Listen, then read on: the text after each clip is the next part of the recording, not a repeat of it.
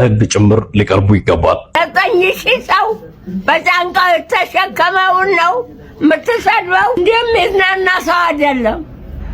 ሱት ለብሶ ከረባት አድርጎ የሚዝናና አይደለም።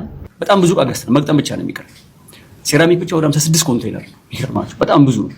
ሰላም እንዴት ናችሁ? በትላንትናው ዕለት እንግዲህ የተለያዩ ርዕሶችን ስንነጋገር ነበር በመቄዶንያና በዶክተር ቢኒያም ዙሪያ። ዶክተር ቢኒያምም እንግዲህ በእነዛ ጉዳዮች ላይ የራሱን ምላሽ ሰጥቷል። በአግባቡና ልብ ብለን ካዳመጥነው ነገሩን አጠር አድርጎ ያስረዳናል። ጥያቄ ማንሳት አይደለም ለህግ ጭምር ሊቀርቡ ይገባል። ከዛ በፊት ግን እርዳታን በሚዲያ ይዞ የመጣው ጆሲ ኢንዛውስ እንግዲህ በአሁኑ ሰዓት ላይ ትልቅ ችግር ውስጥ ይገኛል። በእኛ ስም ምንም የተሰበሰበ ገንዘብ የለም። ለሱም ደግሞ አለመግባቱን ማስረጃ ይዘን ቀርበናል። እኛ ጆሲ ከኢትዮጵያ ሕዝብ ሰብስቦ ብዙ ብሮችን በእናንተ አካውንት ገብቶላቸዋል። እናንተ አረብ ሀገር ለምትሰራ ያለ እኛ ያልበላንን ገንዘብ ወይም ያልተሰጠንን ገንዘብ ተሰጥቷል ብለን እንድንዋሽን የተፈለገው ይሄ ለህዝቡ ነው። በኢትዮጵያ ገንዘብ ማሰባሰብና እርዳታ ሰጣለሁ ብሎ ከውጭም ከወገር ውስጥም ገንዘብ በመሰብሰብ ታሪክ ውስጥ ጆሲ ኢንዛውስ የመጀመሪያው ነው። አሁን አጭበርባሪ የምንላቸው ሰዎች እንዳለ በአጠቃላይ አጭበርባሪ ያልናቸው ማስተር አብነት እና መማር ምናምን የምትሏቸው ወላጅ አባታቸው ጆሲ ይባላል። ጆሲ ኢንዛውስ በራሱ አካውንት ነበር ገንዘብ የሚሰበስበው። እንዳያችሁት የማናለቡሽ ልጅ ከሳው ነበር ገንዘብ አልሰጠንም፣ ስልክም ሲደውልልን አያነሳልንም ብለው ከሳው ነበር ቢፎር 6 ዓመት ምናምን አካባቢ ላይ ማለት ነው። አባታቸው ይሄ አዳማ ህንጻ ዋይት ሃውስ የሚባል ህንጻ ገዝቶ ኦር ተከራይቶ ከፍቶ ነበረ። ገዝቶ ይመስለኛል ገዝቶ ነው ሲባል ነው የሰማሁት።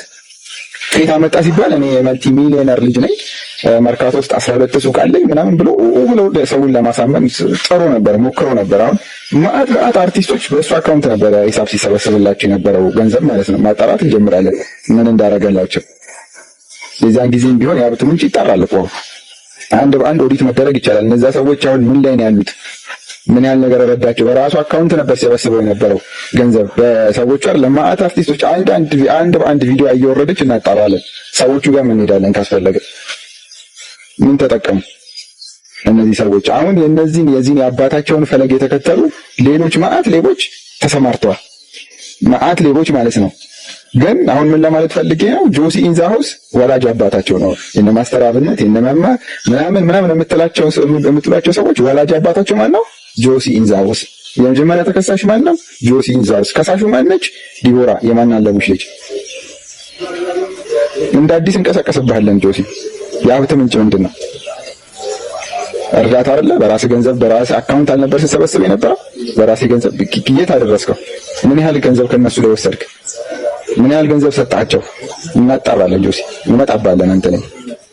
በመጀመሪያ ግን መቄዶንያ አዛውንቶችን የተመለከተ ነገር ስለሆነ በጣም ልብ የሚሰብረውንና የሚደብረውን ቪዲዮ ተመልክተን ነው እንመለስ። የእናቴን ሬሳ ከመጠቅለሌ በፊት ለካ አፍንጫ ውስጥ ጥጥ ማድረግ ነበረብኝና ጓዳ መግባት ስላልቻልኩ ረስቼ ተጣራሁ። እማዬ ጥጡን አቀብሽ እንዳየነውና እንደተመለከትነው ይሄ ወጣት እናቱ አርፋበት ነው። ታዲያ ከሞተችም በኋላ ግን ከሷ ጋር ማውራቱን አላቆመም። በእርግጠኝነት ብዙዎቻችን እንደ ቀላል አናየውም። ይህን ቪዲዮ ካየው በኋላ ነበር የቢኒያም ልብ ስብራትና ሐዘን በአግባቡ የገባኝ። በእርግጠኝነት ኢትዮጵያ ውስጥም ሆነ ሌላ ሀገር ብዙ አዛውንቶች ቤተሰቦቻቸው እንደማይሸከሟቸው፣ በቤተሰቦቻቸው በልጆቻቸው ብዙ አይነት እንግልትና በቁማቸው እያሉ ውርስ መከፋፈል፣ እንደዚሁም ደግሞ ላለማስታመም፣ ላለማሳከም፣ እንደዚሁም ላለመንከባከብ የሚደረጉ ጥረቶችን በብዙ አይነት ቤተሰቦች ተመልክተናል። በጣም የሚያኮረውና የሚያስደስተው ግን አሁንም ድረስ ዶክተር ቢኒያም ተጨማሪ ሰዎችን እየተቀበለ እንደሚገኝ ስናስብ ነው። በሚያሳዝን ሁኔታ በአሁኑ ሰዓት ላይ ግን ብዙ አይነት ጥያቄዎች እየደረሱበት ይገኛሉ። ከጥያቄም አልፈው በስራት እንደሚያስቀጡት እንደዚህ ጠበቃዎችም እየተናገሩ ይገኛሉ። ጥያቄ ማንሳት አይደለም ለህግ ጭምር ሊቀርቡ ይገባል። ሰላም ደጉላው ነኝ። ሁላችሁም ይሄንን ቪዲዮ ሼር፣ ኮፒ ሊንክ፣ ሪፖስት፣ ዱት ያደረጋችሁ ብዙ ሰው ይማርበት ዘንድ አድርጉልኝ። እንግዲህ ከሰሞኑ በዚሁ በሶሻል ሚዲያ በመቄዶንያና በሌሎች ገቦች እርዳታ ላይ በተሰማሩ ግለሰቦች ላይ አንዳንድ ጥያቄ እየተነሳባቸው ይገኛል። ይሄንን ጥያቄ ተከትሎም ጥያቄዎች ላይ ደግሞ ብርቱ ተቃውሞ እየተነሳባቸው ተመልክቻለሁ። ይሄንን ጉዳይ በተመለከተ እንደ ግለሰብ የራስን ምልከታ እንደ ጠበቃ ደግሞ አንዳንድ ነጥቦችን ከህግ አንፃር አንስተን እንመለከታለን። በተለይም ደግሞ እርዳታ ስራ ላይ የተሰማሩ ግለሰቦችን በምንመለከትበት ጊዜ ከሌላው ዓለም በተለየ እኛ ሀገር እነዚህ እርዳታ ስራ ላይ የሚሰማሩ ግለሰቦች የራሳቸው ስራ የሌላቸው፣ የራሳቸው ምንም አይነት የገቢ ምንጭ የሌላቸው፣ ሀብት ንብረት የሌላቸው ሆኖ እናገኛለን። የእርዳታ ስራ እንሰራለን ብሎ የሚሰሩትም ከሌሎች ሰዎች ገንዘብ ሰብስበው ገንዘብ አጠራቅሞ ባሻቸውና ደስ ባላቸው አካሄድ ለሌሎች ሰዎች ገንዘብ የሚያከፋፍሉ ሆኖ እናገኛቸዋለን። ከዚህም ባሻገር ደግሞ እርዳታ ስራ ላይ ከመሰማራታቸው በፊት ምንም ስራ ምንም ሀብት ንብረት በስማቸው ያልነበሩ ሰዎች፣ አንዳንዱ ደግሞ ክፍለ ሀገር ላይ ሞተረኛ ጭምር የነበረ አሁን ላይ ግን መኪና፣ ቤትና ሌሎች ንብረቶችን ይዘው አፍርተው እናገኛለን። ስለዚህ ይሄ ነገር የሚያጠራጥር ስለሆነ ጥያቄ ማንሳት አግባብነት ያለው ነው ብዬ አምናለሁ። መንግስትም በዚህ ጉዳይ ላይ ጣልቃ ገብተው በተለይ ገንዘብ ማሸሽ፣ በህገወጥ መንገድ የተገኘን ገንዘብ ህጋዊ አስመስሎ ማቅረብና ሌሎች ወንጀሎች ላይ እነዚህ እርዳታ ላይ የተሰማሩ ግለሰቦች ሊሰማሩ ስለሚችሉ መንግስት በዚህ ጉዳይ ላይ ሲሪየስ የሆነ ክትትል ሊያደርግ ይገባል ብዬ በግሌ አምናለሁ። የመቄዶንያን ጉዳይ በተመለከተ ግን ለዶክተር ቢኒያም ትልቅ ክብር አለኝ። በጣም ድንቅ ስራ እየሰራ ነው። ነገር ግን እየተነሳ ባለው ጥያቄ መሰረት ኦዲት ይደረግ፣ ገቢ ወጪ ይታወቅ፣ ሌሎች ገንዘቦች በየጊዜው የሚሰበሰቡ ገንዘቦች ከምን ላይ ዋሉ ያን ሪፖርት አድርግ ብሎ ጥያቄ ማቅረብ ኃጢአት ወንጀልም አይደለም ነውርም የለውም ብዬ አምናለሁ። አመሰግናለሁ። በቀን ከ3 ሚሊዮን ብር በላይ የሚያወጣው እንግዲህ መቄዶንያ በአሁን ሰዓት ላይ እንደዚህ አይነት አደጋ ላይ ይገኛል። ዶክተር ቢኒያምም ለዚህ አንድ ምላሽ አለው። እግዚአብሔር ሁሉንም ይችላል፣ እግዚአብሔር አለልን በማለት ተናግሯል። ሰላም ጤና ይስጥልኝ። በያላችሁበት የእግዚአብሔር ሰላም ከእናንተ ጋር ይሆንልን። እኔ ሰሞኑን ስለ መቄዶንያ እዚህም እዛም የሚነገሩ ነገሮች በጣም ልቤን እየሰበሩት ነው፣ በእውነቱ ከሆነ ማለት ነው። በጣም የሚያሳዝነው እርግጥ መቄዶንያን የማያውቁ ሰዎች ናቸው። በዛ ልክ በድፍረት በተሞላ መልኩ መቄዶንያንና የመቄዶንያ መስራች ስለሆነው ስለ ቢኒያም ለመናገር ድፍረቱን ያገኙት ማለት ነው። ምናልባት መቄዶንያን ካለማወቅ የተነሳ ነው። መቄዶንያ ተጠሪነቱ ለሲቪል ማህበረሰብ ባለስልጣን ነው። ምክንያቱም የትኛውም የበጎ አድራጎት ድርጅት ፈቃድ የሚያወጣው እውቅናን የሚያገኘው ማለት ነው ከሲቪል ማህበረሰብ ባለስልጣን ነው። ያ በአመት አንዴ የገንዘብ እና የስራ ክንውን ሪፖርት ታቀርባለህ። መቄዶንያ ወደ 10 ምናምን ዓመት ሆኖታል ከተመሰረተ። አንድ አመት ሪፖርት ካላደረክ ትሰረዛለህ በሲቪል ማህበረሰብ ባለስልጣን ህግ መሰረት። ወይም ደግሞ ያንን ሪፖርት ያላቀረብክበት መንገድ ለአንድ አመት ምንድነው ተብሎ ተጠንቶ ማስተካከያ ይሰጣል። ከዛ ውጪ መቀጠል አትችልም። 12 ዓመት ምናምን ቀርቶ 2 ዓመት መቀጠል አትችልም። ሪፖርት እና ኦዲት ይደረጋል እና ቦርድ መር ነው። አሁን በሪሳ ምንድነው ቦርድ መር ለምን አይሆንም ብሏል። ቦርድ መር ነው መቄዶንያ እኔ እስከማውቀው ድረስ። ሁሌ ምናልባት ቢኒያም ፊት ለፊት ስለምታዩት ሊሆን ይችላል። እሱ ራሱን እንግዲህ ጥሎ ሁሉ ነገር አሳልፎ ለበጎ አድራጎት የሰጠ ሰው ስለሆነ ምናልባት ፊት ለፊት ልታዩት ይችላላችሁ እንጂ አጠገቡ በጣም በርካታ ሰዎች አሉ። ሩቅ ሳትሄዱ ሚስቱን አሁን ሚዲያ ላይ ልታመጣት አትችልም በምንም ተአምር። እሷም የሚዲያም ሰው አይደለችም፣ የካሜራ ሰው አይደለችም። ልታናግርህም ራሱ ስትቀርባት ካሜራ መያዝ አለመያዝን አረጋግጣ ነው ትቀርብ። የት እናቃታለን? አሁን ህሊናን ስራዋን ነው እንጂ የት እናቃታለን? ምን ትስራ? ምን ታድርግ? እና በአንድ ሰው ትከሻ ላይ ብቻ ነው መቄዶንያ የወደቀው የሚባለው ሐሰት ነው፣ አለማወቅ ነው። ኦዲት ይደረጋል ወይ እንዴ? ኦዲት ባይደረግ ይሄን ሁሉ አመት መንግስትም አያቆየው። ምክንያቱም አሰራር አለ። አንድ አመት ምናልባት ኦዲት ከግንዛቤ ጥረትም ሊሆን ይችላል፣ ከስራ መደራረብም ኦዲት ላታደርግ ትችላለህ። ነገ የተቋሙ ህልውና ከማስቀጠል አንጻር ነው የበርሲሳ ጥሩ ነው። አንዳንዶቻችሁ ደግሞ በስብዕናው የሚመጣችሁ ሰዎች አላችሁ። በቢኒያም መቄዶንያ በጣም ነው የሚገርመው። ይሄ ደግሞ ለዚህስ ምንም ንግግርም የለኝም። በኮፍያውም ሙድ የያዘ ልጅም አለ። በጣም ነው የሚያሳዝነው። ምን ያክል ከእግዚአብሔር እየተጣላን ያለበት ዘመን መሆኑን የምታውቁት አንደኛ እንደዚህ አይነት አይከን የሆኑ ሰዎችን ላይ አፍ መክፈት መጀመራችን ነው እና በጣም ያሳዝናል። አንዳንዶቻችሁ ደግሞ እናንተ በ40 እና በ30 ዓመት የበጎ አድራጎት ድርጅት ቆይታችሁ ያልሰራችሁትን ስራ ይህ ተቋም በ15 ዓመት ሳይሞላው ተመንጭቆባችሁ ሲሄድ ጊዜ አይናችሁ ደም የሚለብስ ሰዎችም አላችሁ። እናንተ ደግሞ መንፈሳዊ ቅናት ነው መቅናት ያለባችሁ እንጂ ስጋዊ ቅናት መቅናት የለባችሁ። ይሄ መቄዶንያ ከኋላችን መጥቶ እዚህ ደረጃ ደረሰ፣ እኛ ምን ባልሰራን ነው እንደዚህ ደረጃ ያልደረስ ነው ብሎ ቁጭ ብሎ ከራስ ጋር ከእግዚአብሔር ጋር በጸሎት በጽሙና ራስን መጠየቅ ነው የሚገባው እንጂ ዝም ብሎ መቅናት አንደኛ ለልብም ጥሩ አይደለም። ለጤናም ጥሩ አይደለም። ስለዚህ መቅናት ያለብን መንፈሳዊ ቅናት ነው መቅናት ያለብን። መጽሐፍም ያግዘናል። ለምትበልጠው ጸጋ ቅኑ ነው የሚለው።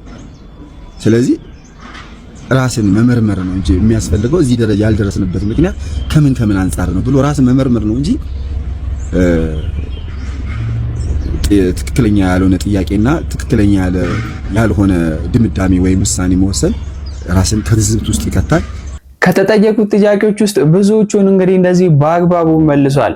አንድ ግን ስለ ኦዲቱ የተነሳውን ጥያቄ ያልተመለሰ አለ። ይህንንም በቀጣይ ቪዲዮ እንደሚመልስልን እርግጠኛ ነኝ። በሚያስደንቅ ሁኔታ ግን ኢትዮጵያ ውስጥ ልመና በጣም የተንሰራፋ ልማድ ሆኗል።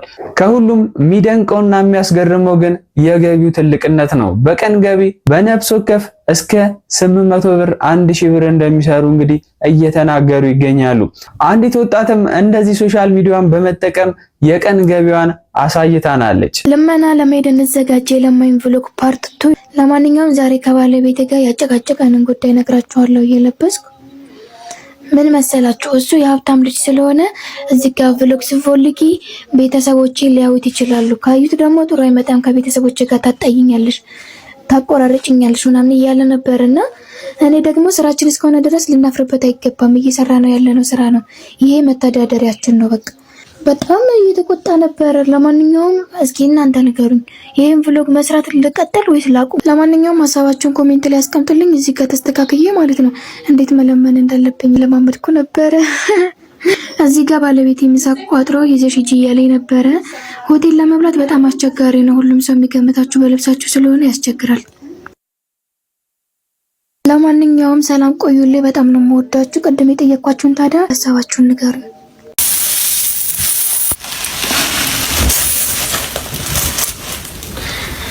ሰላም ጋይስ እንዴት ናችሁ? ዛሬ ከዮሐንስ መመለሴ ነው። በጣም ደክሞኛል። ዛሬ ደግሞ ዝርዝር እያሉ እንደዚህ ሲያጨናንቁ ነው የቆዩት። ለማንኛውም ዛሬ የሰራሁትን ኑ ላሳያችሁ።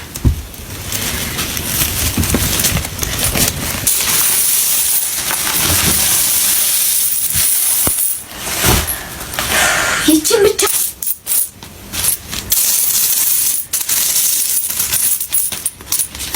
እንደዚህ ሳብ